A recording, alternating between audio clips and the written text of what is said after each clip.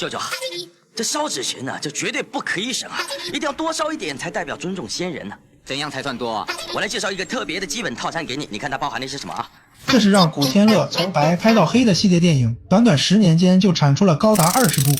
要问古天乐是从哪一部开始变黑，那就是接下来要讲的升官发财。本片依旧延续了经典的3段式恐怖片，鬼才导演邱礼涛巧妙地将同一所殡仪馆的不同人的经历用恐怖片的方式演绎，其中的狂热粉阿唐和恋爱脑小红是不是像极了你的朋友？话不多说，我们直接开讲。故事发生在一个夜晚，古仔好像正在被什么恐怖的东西追赶，他好不容易来到车前，一个警察突然跳出，原来警察怀疑古仔是个偷车贼，古仔急忙掏出名片解释：我是在殡仪馆里当营业主任，我刚才是被我的客人追哦。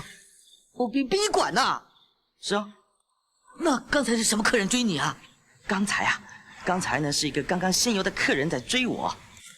误会解除后，古仔就开车去往了医院。原来他得到了线人的情报，首付王百万快不行了。但是做他们这一行也是有规矩的，双日死的由大头文接手，单日死的才是古仔的生意。现在离单日还有10分钟，两人站在手术室门口，比家属还要紧张。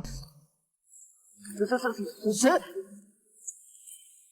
就在此时，手术室的门打开，医生从里面走出，给了两人一个确定的眼神。大头文刚要高兴，就被古仔泼了一头冷水。过了12点，单日了。随后古仔便掏出名片，要替王百万来个一条龙服务。随后古仔便回到殡仪馆，把这个好消息告诉了大家。次日一早，古仔就把打斋超度、乐队花圈还有孝子贤孙全都准备好了。就这样，殡仪馆的同事在古仔的帮助下拿到了3倍工资。事后，他们来到酒吧庆祝，他们的乐师嘉乐白天吹唢呐，晚上就在酒吧吹萨克斯。大家都知道古仔喜欢小红，都想撮合他们，奈何两人就是不捅破那层窗户纸。嘉乐演奏结束后，就送给了阿唐一张他最喜欢的明星海报。哇，是陈美丽亲笔签名的海报哎！哇，这点嘞！就在此时，古仔一扭头，发现了多年不见的老同学阿华。古仔一时激动，就把阿华介绍给了殡仪馆的同事。没想到的是，小红居然和阿华一见钟情。聚会结束后，阿唐在回家的路上居然遇到了他的偶像陈美丽。阿唐的喜悦已经难以用语言表达，于是便拿起相机跟偶像合影。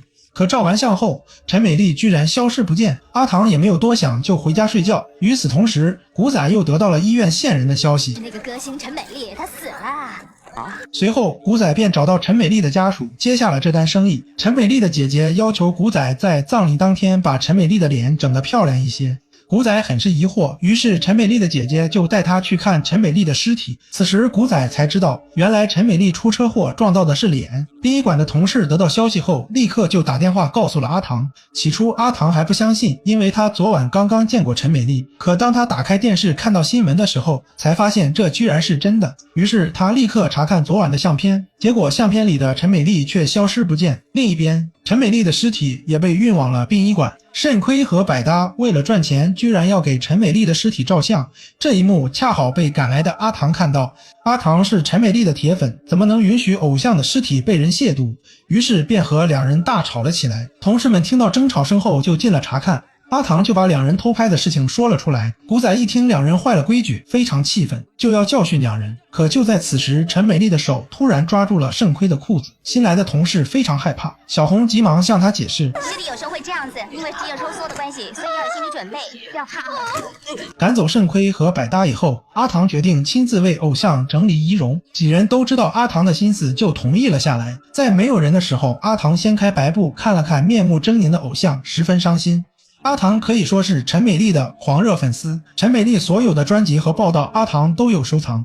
为了将偶像恢复如初，阿唐边看他的专辑边回忆他与偶像初次见面的样子。陈美丽更是在万千粉丝中只对他回眸一笑。此时的阿唐已经变得精神恍惚，他更是看到陈美丽出现在面前。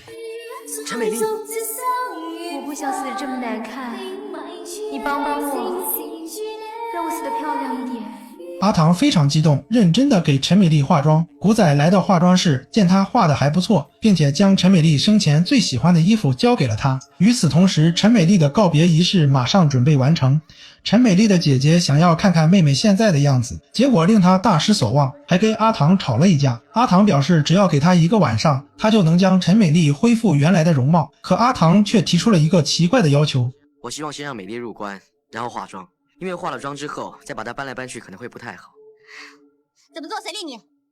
古仔很是担忧阿唐的状态，担心他砸了这单生意，可阿唐却满不在乎。转眼间来到第2天早上，陈美丽的姐姐态度完全改变，她十分感谢古仔将妹妹变得跟以前一样美丽。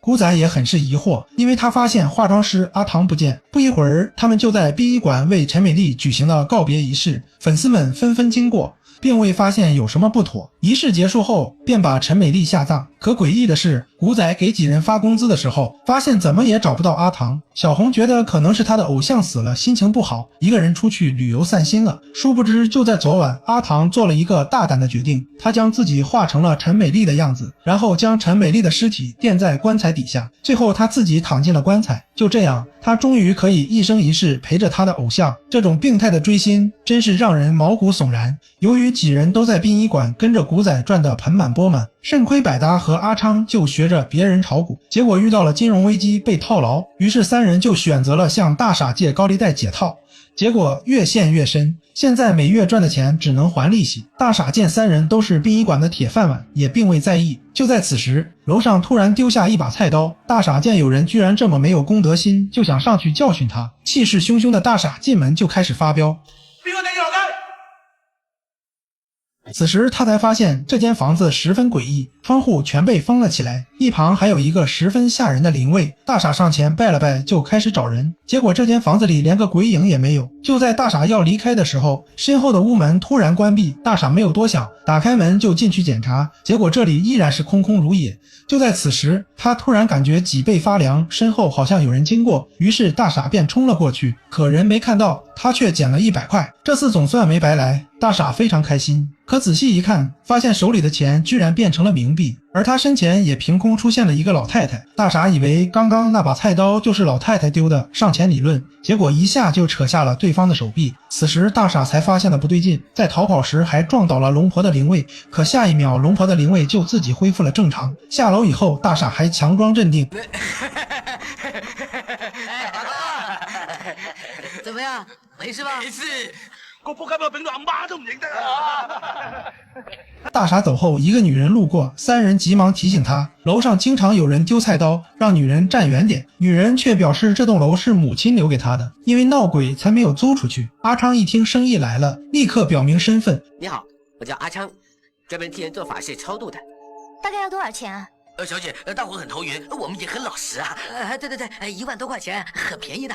1万多块是定金，全套服务大概要2万多块，但是纸扎品另外算。如果你想让你老妈开心点，就多付2成。这有效吗？当然有效了，这种事情有几千年的历史了，要不然怎么会流传到现在呢？啊！于是女人便付了定金，让3人帮忙超度龙婆。其实3人想要狠狠宰女人一顿，好去还清欠大傻的高利贷。师傅，哎，张小姐，你好，你好，我们在等你呢。谢谢。另外，请过目。啊，这里全部加起来要38800。够便宜了吧？小姐，我们很老实哎。16:9的宽银幕大电视，你老妈看了准开心的。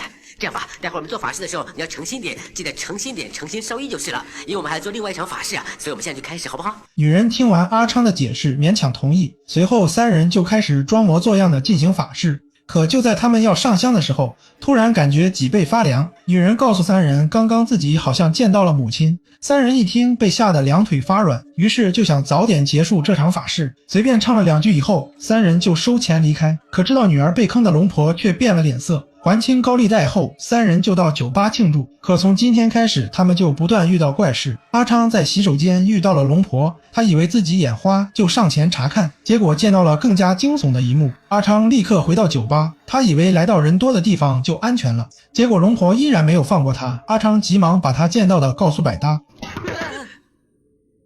原来是出来约会的阿华和小红。百搭和肾亏最近也感觉不对劲，就去找阿昌想办法。结果一进门就发现他买了一捆麻绳。肾亏调侃道：“你想用这些绳子来上吊啊？上吊有什么奇怪的？人总要死一次啊！结果下一秒化成鬼样子的阿昌就出现在他们面前，并且表示想看看自己死后的样子。可就在他照镜子的时候，忽然清醒。干什么？我怎么会弄成这个样子的？你说想看看自己死的时候什么样子啊？我哪有说过？别！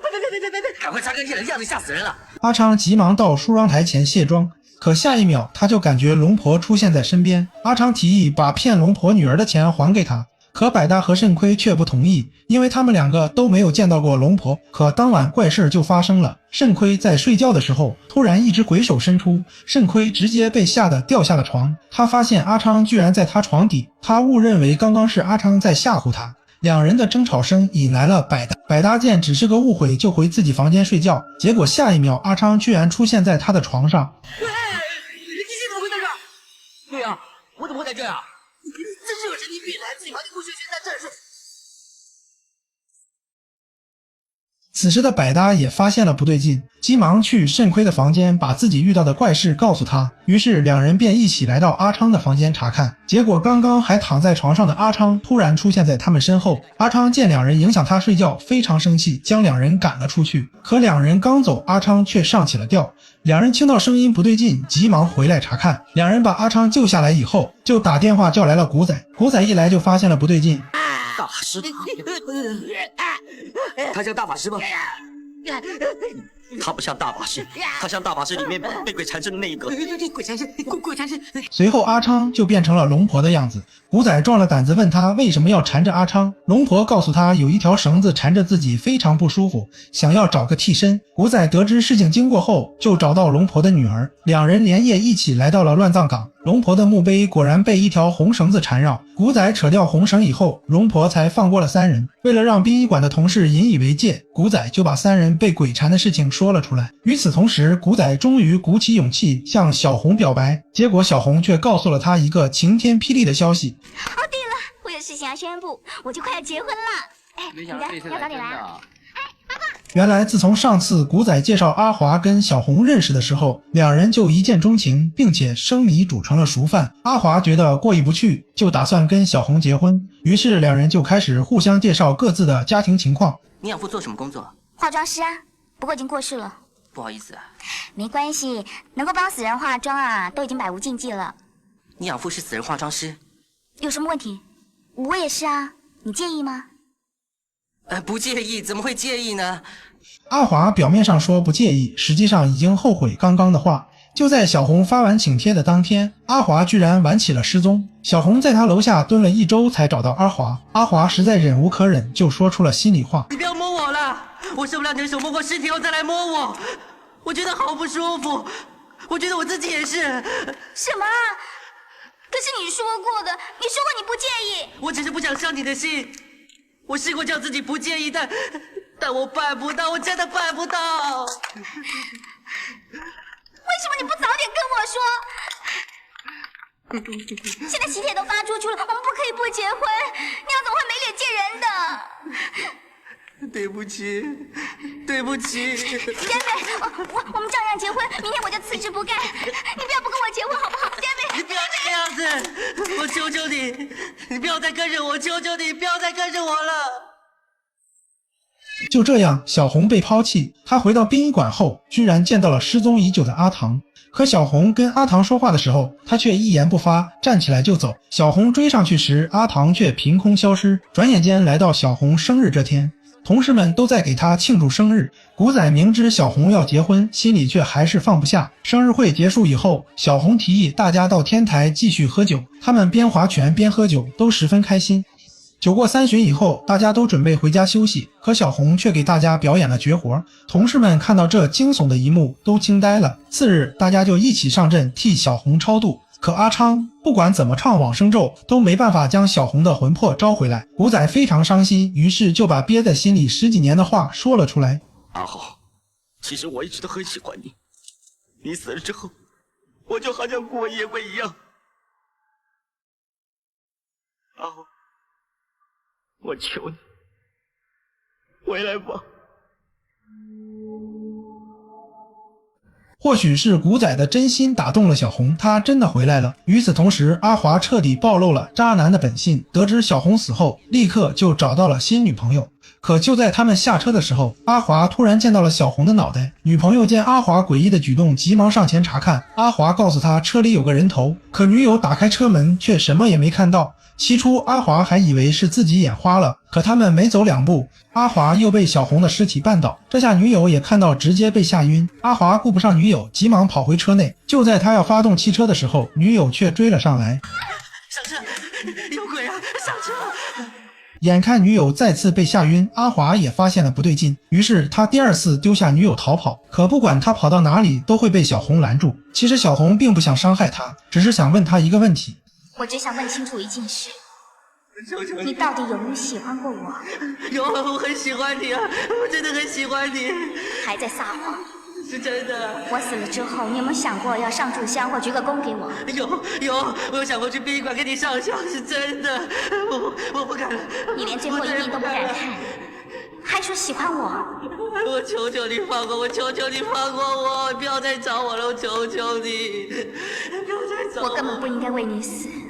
得到想要的答案后，小红就离开了。虽然小红放过了阿华，但总有人会收他。就在此时，2个劫匪把阿华抓了起来。由于刚刚受到了惊吓，阿华无法控制自己的情绪，大喊大叫。2个劫匪不想被发现，就一刀扎进了他的腰子。就这样，阿华还是得到了应有的惩罚。另一边，古仔还想着小红能出来见他最后一面，可一直等到下葬，小红也没有出现。到这里，影片也就结束了。虽然这部《升官发财》依然保持了3段式恐怖片的结构，可故事的整体更连贯，也更加有鬼情味。第一个故事，阿唐替偶像下葬的举动不可取，但他一诺千金的精神却值得称赞，因为答应了要让偶像漂漂亮亮的下葬，就一定要做到。第二个故事，倒霉3人组，虽然骗了龙婆女儿的钱，但是古仔帮他摆脱红绳困扰后，他还是给了3人改过自新的机会。第3个故事就更不用说，天道有轮回，恶人总会有恶报。好了，我是小 K， 我们下期见。